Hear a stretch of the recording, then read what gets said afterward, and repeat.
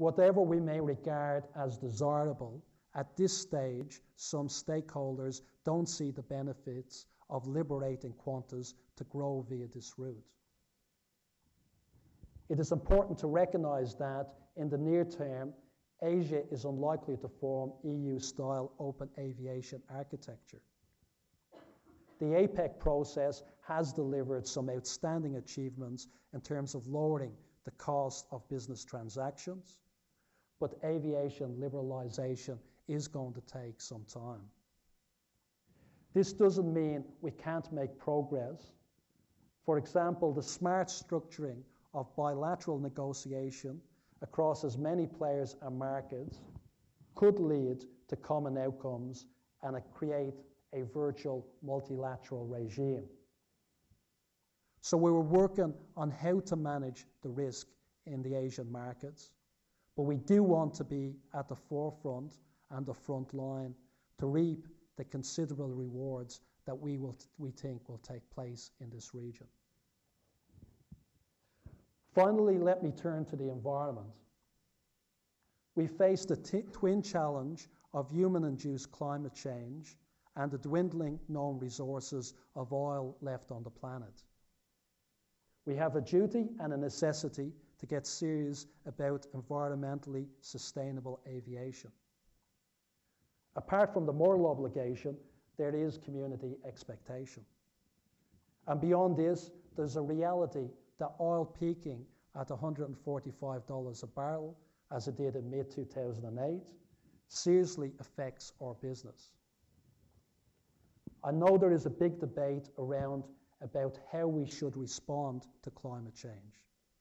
There's no doubt that in aviation, we will need a global approach to a global industry. But Qantas is not sitting back waiting for others to act.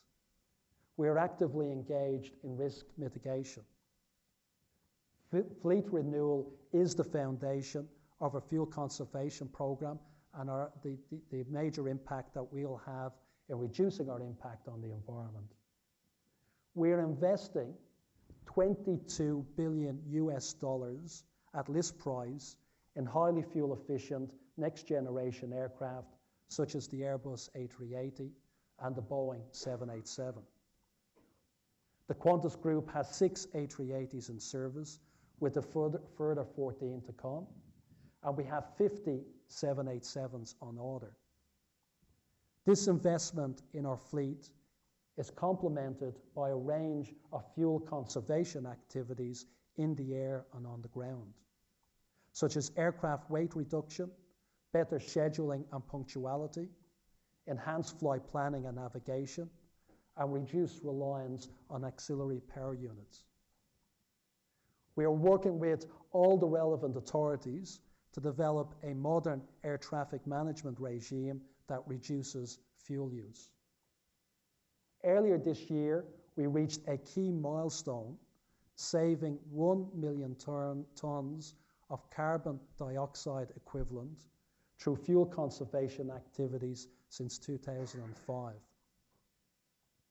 Over the longer term, we are committed to a stringent fuel efficiency target of an average of 1.5% improvement per annum by 2020, in line with the global industry targets that has been agreed with IATA.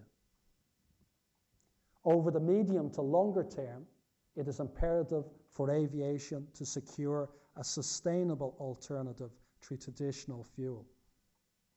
Qantas has joined with some of the leading airlines and other industry participants from around the globe as part of the Sustainable Aviation Fuel Users Group to develop cleaner jet fuels, and this will be a key part of our strategy going forward. We've also launched Australia's first domestic in-flight recycling program and planned the installation of a tri-generation energy facility in Sydney that could reduce our electric usage significantly, the equivalent of taking 6,000 cars off the road annually.